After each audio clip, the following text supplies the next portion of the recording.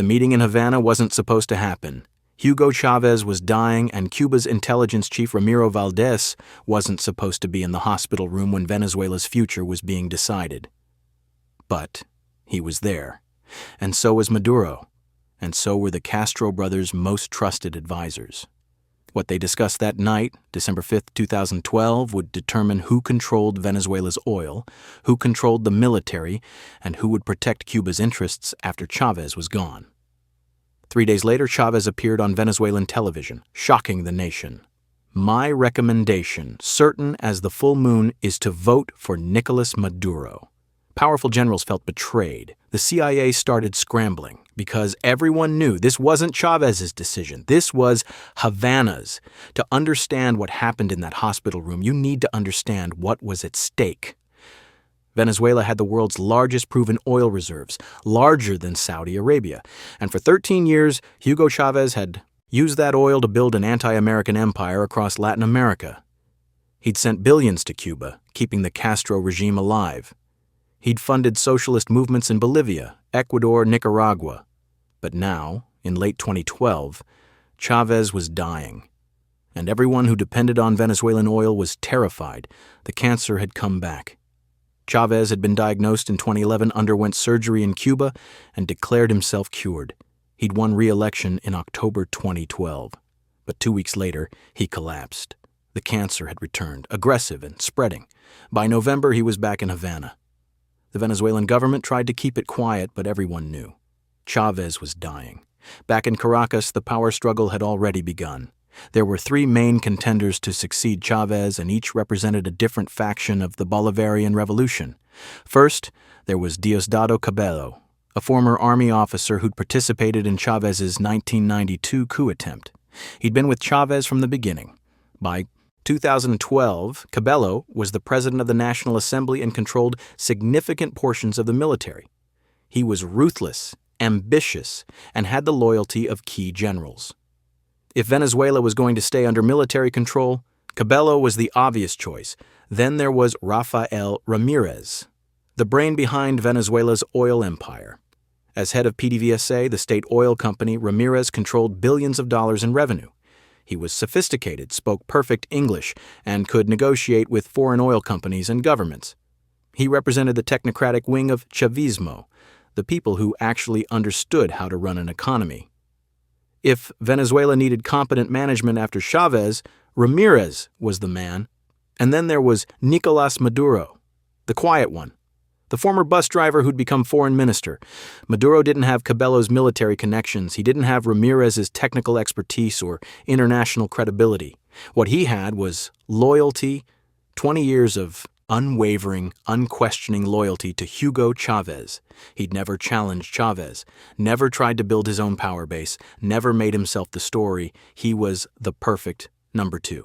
And that's exactly why Cuba wanted him as number 1. See, Venezuela's succession wasn't really a Venezuelan decision, it was a Cuban decision. Maduro's relationship with Cuba went back decades. In 1986, when he was just 24, he'd spent a year in Havana at Cuba's political training academy. Former Venezuelan intelligence officials would later claim that Maduro had been recruited by Cuban intelligence during that year, trained as a cadre agent who would rise through political ranks while maintaining loyalty to Havana. Whether that's true or not, one thing was undeniable. Maduro's first loyalty had always been to the Cuban Revolutionary Project, and Cuba needed Maduro, desperately. The Cuban regime survived on Venezuelan oil. Chávez had been sending Cuba 100,000 barrels per day, heavily subsidized, sometimes practically free. That oil kept Cuba's economy from collapse. Without it, the Castro regime wouldn't last 6 months. They needed someone they could control, someone whose entire political identity was tied to the Cuban revolutionary model. Someone like Maduro. But they had a problem. Maduro had no independent power base. If Chávez died without naming him, Cabello would win. He had the guns, so Cuba needed Chávez to publicly, explicitly name Maduro as his successor before he died. They needed Chávez's blessing to be so clear, so emotional, that the military would have no choice but to accept it. December 5th, 2012. The room at the Centro de Investigaciones Médico-Quirúrgicas was crowded but quiet. Hugo Chávez lay in the hospital bed, his face gaunt, his voice weak. He'd just been told that he needed a fourth surgery, that the cancer had spread, that his chances of surviving past February were slim. Around his bed were the people who would decide Venezuela's future, and most of them weren't Venezuelan. Ramiro Valdés was there, Cuba's vice president and former minister of Interior, one of the original revolutionaries who'd fought alongside Fidel Castro. He'd built Cuba's intelligence apparatus. His presence wasn't medical, it was strategic. Raúl Castro's personal physician was there, officially to consult on Chávez's treatment. But he was also there to report back. 2 other Cuban intelligence officials were present, men whose names were never officially recorded. They weren't doctors, they were handlers. Maduro was there, standing near the back of the room, quiet as always. He knew this meeting was about him, but he wasn't leading it. He never led anything. That was his strength. And next to him was his wife, Celia Flores, a lawyer and politician whose relationship with Cuban intelligence was, if anything, even deeper than Maduro's. Flores had been Chávez's defense attorney after the 1992 coup attempt, and she'd been the one who first connected Maduro to Chávez during those prison years. Some analysts believe she was the real Cuban operative, and Maduro was just her vehicle. Chávez looked around the room. He knew what was happening. He wasn't naive, but he was also out of options. The Cuban doctors had kept him alive longer than Venezuelan doctors said was possible. He owed them. More than that, he owed the revolution. And the revolution, as the Cubans kept reminding him, was bigger than Venezuela. It was hemispheric. It was generational. It couldn't be allowed to die just because he was dying. Valdés spoke first. His voice was gentle but firm. "Comandante, we need to talk about the succession." Chávez nodded weakly. "You have to understand," Valdés continued, "this isn't just about Venezuela anymore. There are movements across the continent that depend on you, on your leadership, on your vision. If the wrong person takes power after you're gone, everything we've built collapses." He didn't say we've. "You're built." He said we. Venezuela and Cuba as one project, one revolution. Chávez tried to speak, but his voice was barely above a whisper. "Diosdado has the military. He's strong." Valdés shook his head. "Diosdado is ambitious. He'll prioritize his own power. He'll make deals with the Americans if it keeps him in office. You know this." Chávez couldn't argue. He'd always known Cabello was dangerous, loyal up to a point, but ultimately loyal to himself. "What about Rafael?" Chávez asked, referring to Ramirez. "He understands the oil, the economy." One of the Cuban officials spoke up. "Rafael thinks like a businessman. He'll want to normalize relations with the West. He'll sell oil to the highest bidder. Cuba can't afford that. Bolivia can't afford that. The entire ALBA project can't afford that." ALBA, the Bolivarian Alliance for the Peoples of Our America, was Chávez's regional integration project, a socialist alternative to U.S.-led free trade agreements. It ran on Venezuelan oil money. Without guaranteed supply to Cuba and the other member states, it would collapse within months. Then Valdés looked directly at Maduro. "Nicolás has been loyal. 20 years, Comandante. Not once has he questioned you, not once has he tried to build power behind your back. He understands the revolution, he understands the role Cuba plays. He'll protect what you've built." What Valdés didn't say, but everyone in that room understood, was that Maduro was controllable. Cabello wasn't. Ramirez wasn't. But Maduro was. Chávez looked at Maduro. The two men had known each other since the mid-1990s, when Maduro was just a union organizer visiting Chávez in prison after the failed coup. Maduro had been there for every step of the journey: the 1998 election, the 2002 coup attempt, the 2004 recall referendum, the constitutional reforms. Every battle, Maduro had been there, doing the unglamorous work, organizing rallies, managing logistics, never seeking the spotlight. He was boring, uncharismatic, but he was safe. "Nicolás," Chávez said quietly. Maduro stepped forward. "Comandante." Chávez stared at him for a long moment. "Can you do this? Can you hold the revolution together?" Maduro didn't hesitate. "Yes, Comandante, I'll protect everything you built, I swear it." He didn't say, "I'll lead Venezuela." He said, "I'll protect everything you built." That distinction mattered. Maduro wasn't promising to be a great leader, he was promising to be a loyal guardian. And for Cuba, that was exactly what they needed. Valdez pressed further. Comandante, if you're going to do this, you need to be explicit, public, emotional. You need to make it so clear that the military and the party have no choice but to follow your wishes. A deathbed request isn't enough. This needs to be a command. Chávez closed his eyes. He was exhausted. The pain medication made it hard to think clearly. But he understood what they were asking.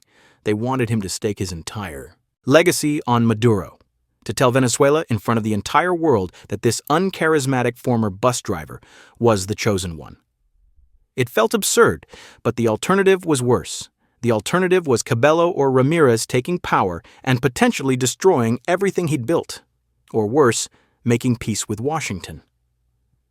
"I'll do it," Chávez finally said. "I'll go on television. I'll tell them." The Cubans in the room exchanged glances. Valdez nodded. 3 days, Comandante. We'll arrange everything. You'll address the nation. You'll make it clear. And that was it. The decision was made, not in Caracas, not in a cabinet meeting with Venezuelan officials, but in a hospital room in Havana with Cuban intelligence officials managing every detail. 3 days later, December 8, 2012, at 8 p.m. Caracas time, Venezuelan television broadcasts were interrupted, every channel simultaneously. The screen showed Hugo Chávez sitting in a chair wearing his iconic red shirt. He looked terrible, thin, weak. His voice was strained, but his message was crystal clear. "My dear Venezuelan people," he began, "I have to inform you that once again I must undergo a surgery. But before I go, I need to tell you something. If something happens to me, if I'm unable to continue, I have a recommendation for you. Not a suggestion. A recommendation." He paused. The entire nation was watching. Generals in their offices, politicians in their homes. Millions of Venezuelans glued to their screens. "My opinion, firm, absolute, complete, as clear as the full moon, as clear as it is this December night, is that in that scenario, you elect Nicolás Maduro as president. I ask you from my heart. Nicolás Maduro has proven his loyalty, his capacity, his dedication. He is a complete revolutionary, a man of great experience despite his youth." The camera held on Chávez's face. Tears were forming in his eyes. "I ask you this from my heart. If I can't continue, vote for Nicolás Maduro. Unite behind him.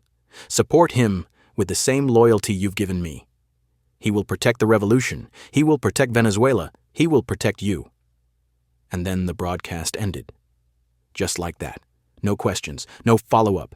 Just Chávez's blessing, delivered with all the emotional weight of a dying father choosing which son would inherit the family business. In Caracas, Diosdado Cabello was watching from his office in the National Assembly building. He sat in silence for several minutes after the broadcast ended. Then he picked up his phone and called his most trusted general. "It's over," he said simply. Chávez chose Maduro. The general didn't understand. "But you have the military. You have the party structure. You can—" Cabello cut him off. "You don't understand. Chávez just made Maduro the heir in front of 20 million people. If I move against that, I'm the traitor who betrayed a dying revolutionary hero. I can't win that fight." And he was right. Chávez had just used the last of his political capital to make Maduro untouchable. Rafael Ramirez watched the broadcast from PDVSA headquarters. He'd expected to be the choice. He'd been managing the economic relationship with China. He'd kept the oil flowing when infrastructure was falling apart. He was competent, qualified, and he'd just been passed over for a man who'd never managed anything larger than a union local. He called a friend in the foreign ministry. "Did you know," he asked, "about Maduro?" The friend hesitated. "There were rumors. People said the Cubans wanted him." Ramirez felt sick. "So that's it, we're Cuba's colony now." The friend didn't disagree. At CIA headquarters in Langley, Virginia, analysts were scrambling. The Venezuela desk had been preparing for 3 scenarios. Cabello takes power, predictable, militaristic, but negotiable. Ramirez takes power, technocratic, potentially willing to normalize relations, or chaos, military infighting, possible opening for opposition. Nobody had seriously considered Maduro. He was seen as a placeholder, a transitional figure who'd be pushed aside by stronger personalities. But now, Chávez had just made him heir apparent. The problem was, the CIA didn't really know who Maduro was. They knew his public profile, but who was he really? Who controlled him? Within 72 hours, the CIA would conclude what Venezuelan intelligence had suspected for years. Maduro wasn't his own man, he was Havana's man. And that made him far more dangerous than Cabello or Ramirez had ever been. On December 11th, 3 days after the broadcast, Chávez underwent his fourth surgery. He never recovered. For the next 3 months, he remained in Cuba, unable to speak, barely conscious, while Maduro ran Venezuela as acting president. The government released no photos, no videos, no proof of life. Just periodic statements from Maduro and other officials claiming Chávez was recovering and fighting. The opposition demanded proof. International media speculated he was already dead. But Maduro controlled the narrative completely. And Cuba controlled Maduro. On March 5, 2013, the announcement finally came. Hugo Chávez had died at 4:25 p.m. The entire country went into mourning. Millions poured into the streets. But behind the tears and the tributes, the power transition was already complete. Maduro stepped in front of the cameras, his voice breaking with emotion, and announced that he would carry forward Chávez's legacy. Elections would be held within 30 days, as the Constitution required. And Maduro, backed by the full weight of Chávez's deathbed blessing, was the anointed candidate. The 2013 election was supposed to be a coronation. Maduro ran against Enrique Capriles, the opposition candidate who'd lost to Chávez just 6 months earlier. Every poll predicted a massive Maduro victory. Chávez had won by 11 points in October. Maduro, with the sympathy vote and the emotional weight of Chávez's blessing, should have won by 15 or 20 points. Instead, he won by 1.5%, the narrowest margin in modern Venezuelan history. The opposition screamed fraud. International observers found irregularities, but it didn't matter. Maduro had won. Barely. And that narrow victory revealed a truth that would define his entire presidency. He wasn't popular. He wasn't charismatic. He wasn't even particularly competent. But he had something more valuable than any of those things. He had Cuba's support. And Cuba's support meant control over intelligence, over security, over the mechanisms of state power that kept him in office no matter how many people wanted him gone. That meeting in Havana on December 5, 2012, wasn't about choosing the best leader for Venezuela. It was about choosing the most controllable leader for Cuba. And for the next decade, as Venezuela's economy collapsed, as millions fled the country, as hyperinflation destroyed the currency and food shortages became routine, Maduro stayed in power. Not because he was strong, not because he was popular, but because he'd been chosen in a hospital room in Havana by people who needed him to protect their interests, not Venezuela's. The deathbed choice wasn't Chávez's finest moment. It was his final surrender to the same Cuban system that had kept him alive, funded his campaigns, and shaped his ideology for 13 years. And Venezuela is still paying the price for that decision, every single day. If this story revealed something you didn't know about how power really works, hit that subscribe button. Share this with someone who thinks elections in socialist regimes are actually about democracy. Drop a comment about whether you think Chávez knew he was handing Venezuela to Cuba, or if he genuinely believed Maduro was the right choice. And ring that notification bell for more untold stories about the hidden forces that shape Latin American politics.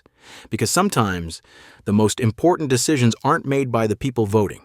They're made in hospital rooms by intelligence chiefs from other countries.